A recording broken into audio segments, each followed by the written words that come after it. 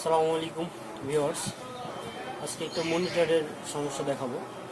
সমস্যাটা backlight, monitor চালু আছে বাট কোনো লাইট নেই। সমস্যাটা দেখি, পাওয়ার দিলাম, লাইটটা অন হয়েছে, মনিটর চালু হয়ে গেছে, হালকা দেখা যায় লাইট দিলে। টর্চ ধরি, এখানে দেখা যায় হালকা করে, তার মানে প্যানেল ঠিক আছে, ব্যাকলাইটের সমস্যা। তো দেখবো সমস্যাটা কোথায় আর এটা কিভাবে সমাধান করতে হবে।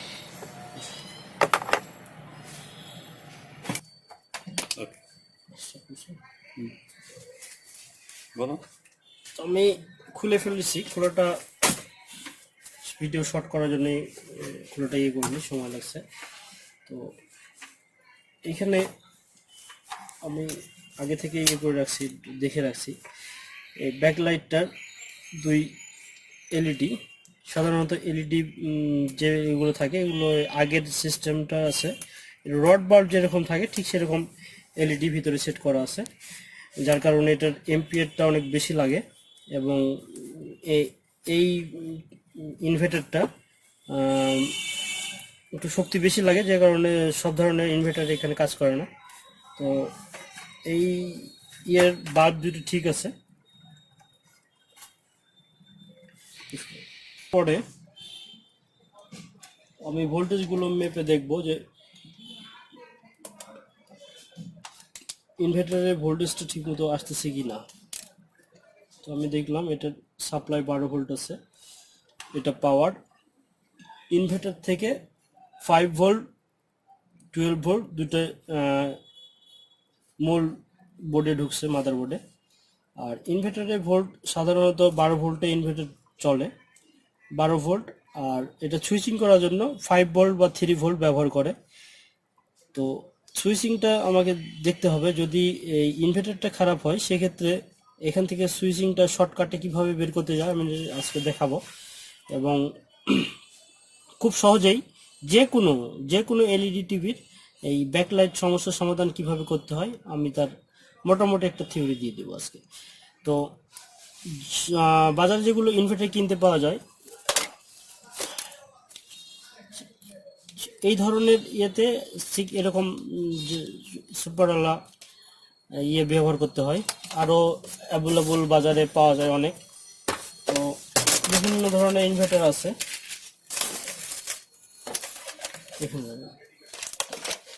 বিভিন্ন ধরনের ইনভার্টার পাওয়া যায়, ছোট বড়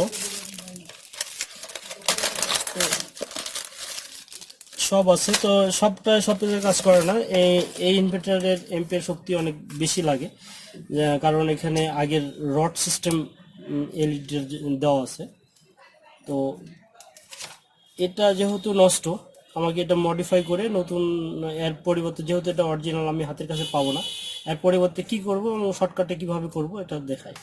তো এই জন্য প্রথমে নিতে হবে, এখানে 12 ভোল্ট থেকে 12 ভোল্ট সাপ্লাই এখানে আছে, নেগেটিভ পজিটিভ, একটা অন, অ্যাডজাস্ট, এই 4 অপশানে এই ইনভার্টারটি কাজ করবে।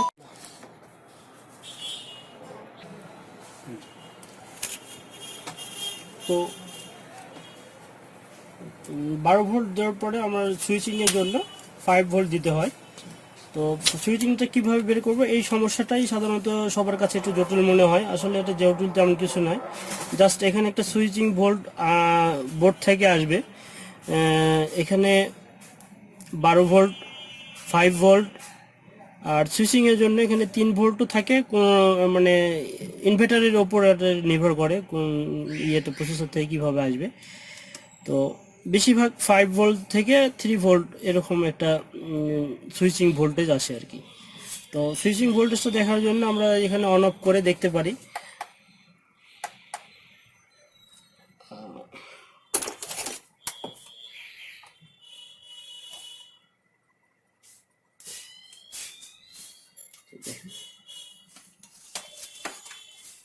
মিটার একটু ভোল্টেজ,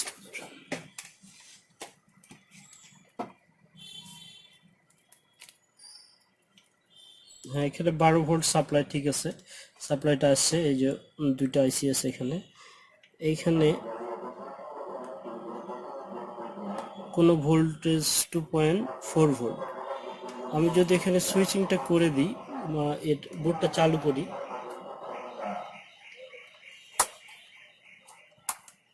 আচ্ছা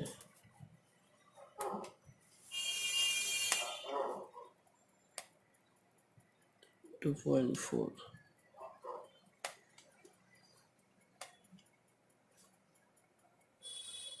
এটা হচ্ছে সুইচিং ভোল্ট। এই যখন এখানে অন অফ করা হয়, ভোল্টটা এখানে ড্রপ হয়ে তার সিস্টেমটাকে অন করে। তো এখান থেকে আমি এখানে সুইচিং ভোল্ট পিনটা এখানে যেটা বোঝা যাবে, আপনার ইনপুট ভোল্টটা এখানে ব্যাক হয়ে আসছে এখানে আইসিটা টোটাল প্রোগ্রামটা অন করার জন্য। তো আমি এটা সার্কিটটা লাগাই দেখার পরে দেখি যে আমাদের ফর্মুলাটা কাজ করে কিনা। পজিটিভের নেগেটিভটা দিয়ে দিব,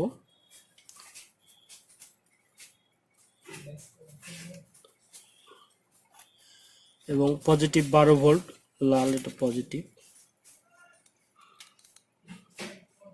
এই 12 ভোল্ট আসছে পাওয়ার থেকে, সরাসরি যে পাওয়ারটা আপনার এসি হয়ে ডিসি 12 ভোল্ট হয়েছে। এবং এই যে এটা আপনার অ্যাডজাস্ট, আবার এখানে 4টি পিন আছে, অ্যাডজাস্ট যাকে বলে বা অন। এটা এই যে এখান থেকে সুইচিং হয়ে এআই প্রোগ্রামগুলো চালু করতো। তো যেহেতু প্রসেসর থেকে এই ভোল্টেজটা আসে, সেহেতু আমি এখানে এটা ব্যবহার করব। এই যে এই লাইন থেকে আসছে, যে কোনো ইয়ারে একটা সুইচিং ভোল্টেজ লাগেই। বা যদি এরকম কোথাও যদি পাওয়া যাচ্ছে না, এটা কীভাবে করব, এরকম যদি হয়, এলইডি হোক মনিটরে হোক, যে কোনো জায়গাতে মসফেট দ্বারা একটা ভোল্টেজ যখন সার্কিটটা অন করা হয়ে যায়, তখন একটা সুইচিং ভোল্টেজ পাওয়া যায় 3.3 ভোল্ট বা 5 ভোল্ট। যে কোনো 5 ভোল্ট দিলে এই ইনভার্টারটা অটোমেটিক চালু হয়ে যাবে। তো আমরা দেখি আমাদের কাজটা হলো কিনা।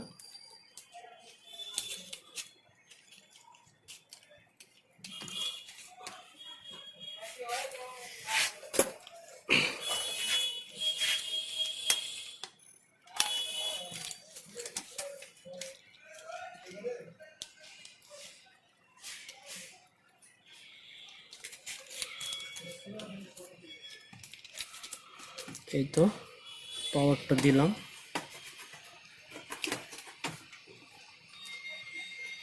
হয়ে গেছে। আমার ব্যাকলাইটটাও জ্বলে গেছে,